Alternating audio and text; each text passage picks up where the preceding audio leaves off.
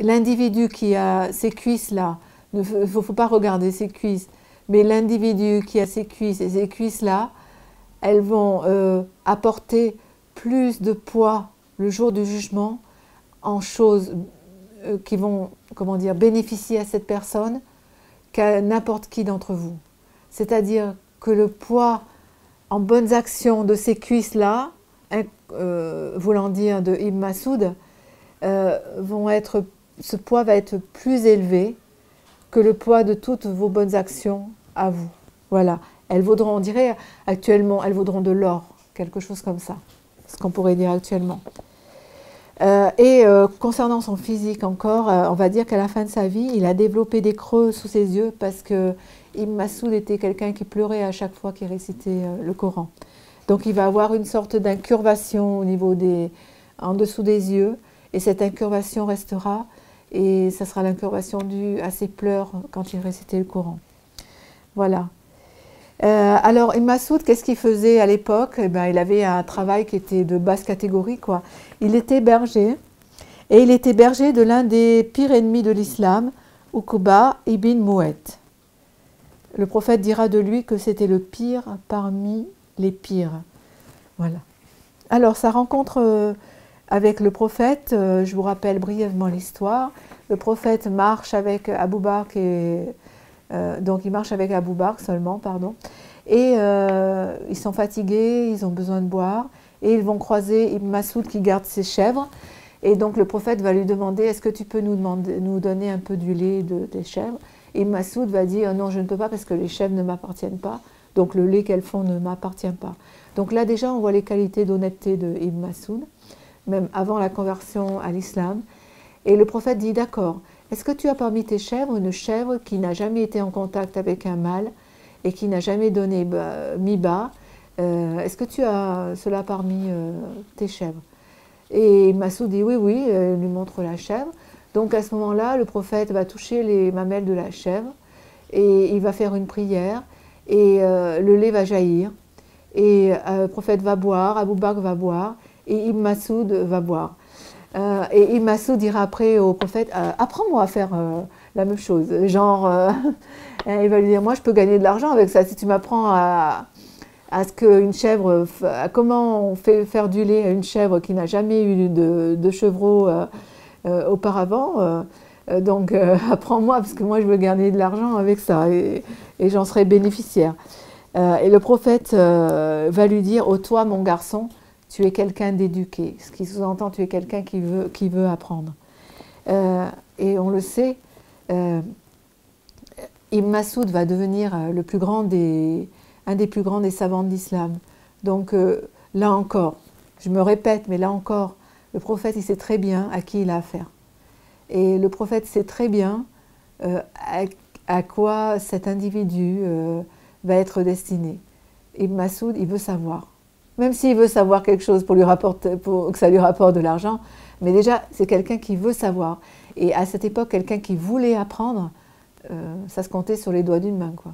C'était pas quelque chose de courant. Voilà, le savoir à l'époque, pour vous dire, à Mecca, il y avait peut-être juste moins qu'une dizaine de personnes qui savaient lire et écrire. Moins d'une dizaine de personnes sur toute la population de la Mecque. Le savoir était quelque chose de très précieux et de très rare.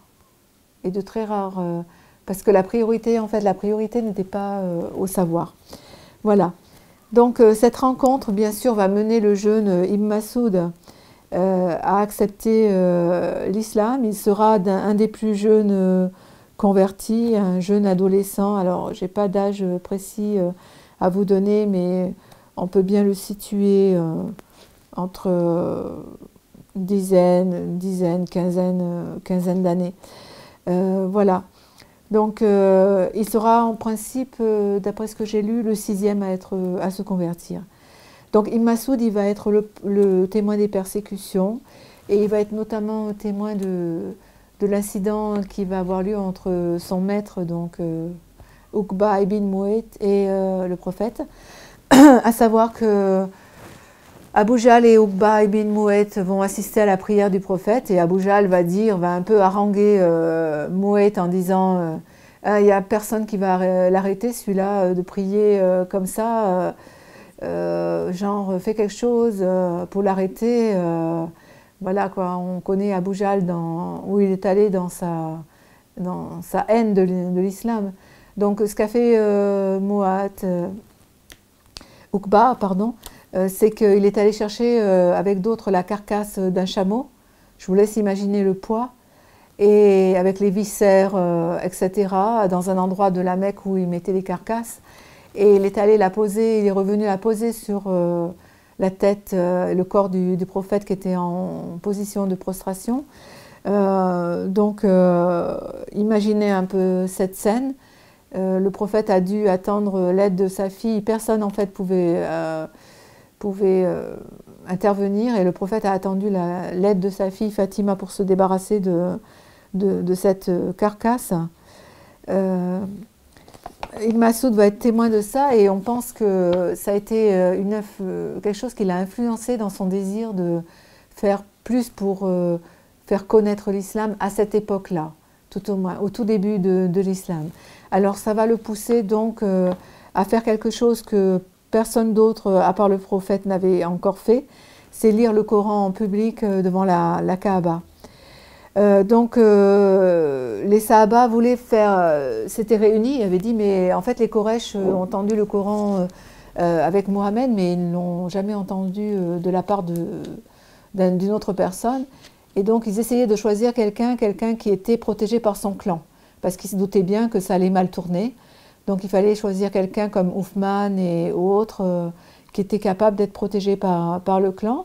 Mais a priori, Uthman, bon, ça ne s'est pas fait. Alors les raisons, je ne les connais pas. Et Ibn Mas'ud a dit, moi je suis volontaire, il l'a dit tout de suite. Et les autres ont dit, oui mais toi, tu vas te faire massacrer entre guillemets, parce que personne ne pourra venir à ton aide quand ça va arriver, quoi. Tu n'es pas la bonne personne pour cela. Et Ibn Mas'ud a insisté, et les Sahaba ont dû se résigner à le laisser aller. Donc il a choisi une heure de pointe où tout le monde était autour de la Kaaba.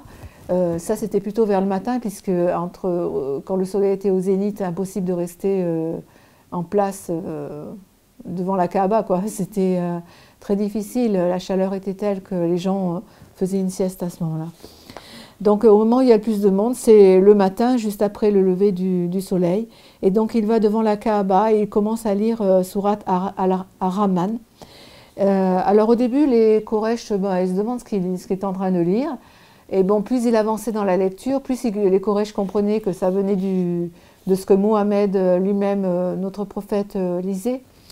Donc il commence à sauter sur Ibn Mas'ud, à le battre. Ibn Mas'ud continuait à réciter jusqu'à tomber inconscient.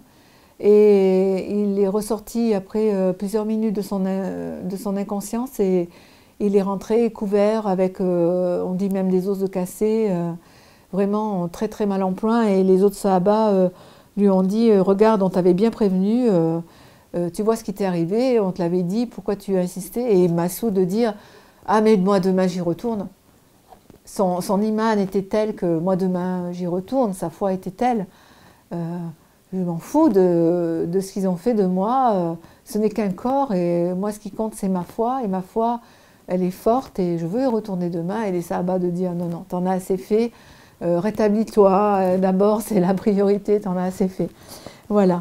Alors il va migrer en Abyssinie et il va migrer lors de la deuxième migration là-bas et il va bénéficier de ce qu'on appelle la bénédiction d'avoir fait 2 migrations en Abyssinie et à Médine. Donc il va faire partie de Ashab Ul Hijraten. Ashab Ul Hijraten, pardon pour ma langue arabe qui n'est pas très bonne. Ce qui est vraiment un grand honneur. À Médine, le prophète va lui donner comme frère Muad ibn Jabal. Alors le prophète, là encore, va bien choisir les personnes, puisque Ibn Mas'ud va être le grand savant des Muhajiroun, des immigrants, et Ibn Jabal est le grand savant des Ansar, donc des gens de Médine. Le prophète va lui donner un terrain près de la mosquée, Comme ça, il sera vraiment à proximité de tout. Il va devenir à partir de ce moment-là, on va dire, l'ombre du prophète, le servant officiel pendant 10 ans.